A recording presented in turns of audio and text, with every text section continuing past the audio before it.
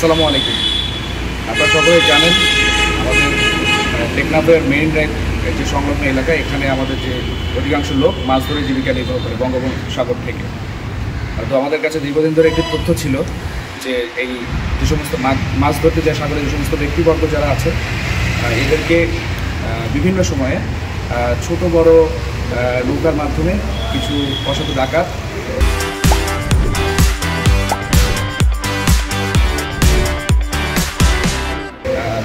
দেশি এবং বিদেশি অস্ত্রের মাধ্যমে বিভিন্ন সময় এদের কাছ থেকে ডাকাতি করে থাকে এবং মাছ এদের কাছ থেকে ছিনতাই করে থাকে। তো এই ধরনের তথ্যের ভিত্তিতে আমরা একটা বিশেষ গোয়েন্দা তথ্য পাই যে গণিত ব্যক্তি তার কাছে সে এই ধরনের অস্ত্র সরবরাহের সাথে জড়িত। এই গোয়েন্দা তথ্যের ভিত্তিতে আমরা গতকালকে গভীর রাতে একটি বিশেষ অভিযান পরিচালনা করি এবং গণিত ব্যক্তি মোহাম্মদ শহীদ এর বাড়ি থেকে বাড়ির ঠিক পার্শ্ববর্তী একটি ঝোপের মাঝখান থেকে একটি বস্তায় মরানো অবস্থায় বিদেশি একটি আগ্নেয়াস্ত্র, যার সাথে একটি ম্যাগাজিন এবং ভিতরে 8 রাউন্ড লাইভ অ্যামুনেশন ছিল এবং এই লাইভ অ্যামুনেশন সহ আমরা বর্ণিত ব্যক্তিটিকে আটক করতে সক্ষম হই। বাংলাদেশ কোস্টগার্ড আমাদের টেকনাফ বঙ্গোপসাগরে, টেকনাফ এবং কক্সবাজার এবং পুরো বঙ্গোপসাগরে যেন আমাদের যে মাঝি যারা আছেন এরা যেন সঠিকভাবে সুস্থ এবং নিরাপদভাবে মাছ ধরতে পারে, এটা সবসময় নিশ্চিত করে আসছে। এই ধরনের অভিযান ভবিষ্যতেও চলমান থাকবে ইনশাআল্লাহ।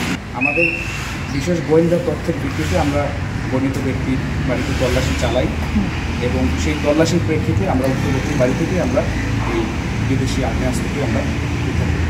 এ ধরনের কোনো কিছু নয়, ব্যাপারটা উক্ত ব্যক্তিটির বাড়িতে আমাদের কাছে আগে থেকে তথ্য ছিল এবং উক্ত ব্যক্তিটির বাড়িতে গিয়েই তার উপস্থিতিতেই আমরা অস্ত্রটি উদ্ধার করতে সমর্থ।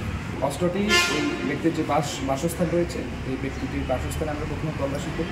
বাসস্থানে তল্লাশি করে আমরা না পেয়ে বাসস্থানের পাশে ঠিক যে তার বিল্ডিং ঘরটি রয়েছে তার পাশে একটি ঝোপ, সেটি আনুমানিক 4 থেকে 5 মিটার হবে, থেকে আমরা তার উপস্থিতিতে আমরা একটি উদ্ধার করি। আমরা এই বিষয়ে আমরা ব্যবস্থা গ্রহণ করেছি এবং ডাকাত দলকে আমাদের মেইন উদ্দেশ্য হচ্ছে বঙ্গোপসাগরে যেন কোনো ধরনের ডাকাতি না হয় এবং সেই জন্য সেই ডাকাত দলকে উদ্ধারের জন্য আমাদের বিশেষ ব্যবস্থা গ্রহণ করা হয়েছে। ইনশাল্লাহ আমরা কোনো ধরনের ডাকাতি যেন বঙ্গোপসাগরে না হয় এই ব্যাপারে আমরা দৃঢ় প্রতিজ্ঞ এবং এটা আমরা ভবিষ্যতে প্রতিদিন আমাদের কোস্টগার্ডের আমাদের যে বিশেষ অভিযানগুলো পরিচালনা করা, আমাদের একটি দায়িত্ব হচ্ছে আমরা বঙ্গোপসাগরে আমাদের যে দেশের যারা মাছ ধরে এদের যেন কোনো ধরনের ক্ষতি না হয়, সেটা দুর্যোগপূর্ণ আবহাওয়া হোক অথবা সুষ্ঠ এবং নিরপেক্ষভাবে তারা যেন বঙ্গোপসাগরে মাছ ধরতে পারে এবং এটা তাদের জীবিকা নির্বাহের একমাত্র মাধ্যম।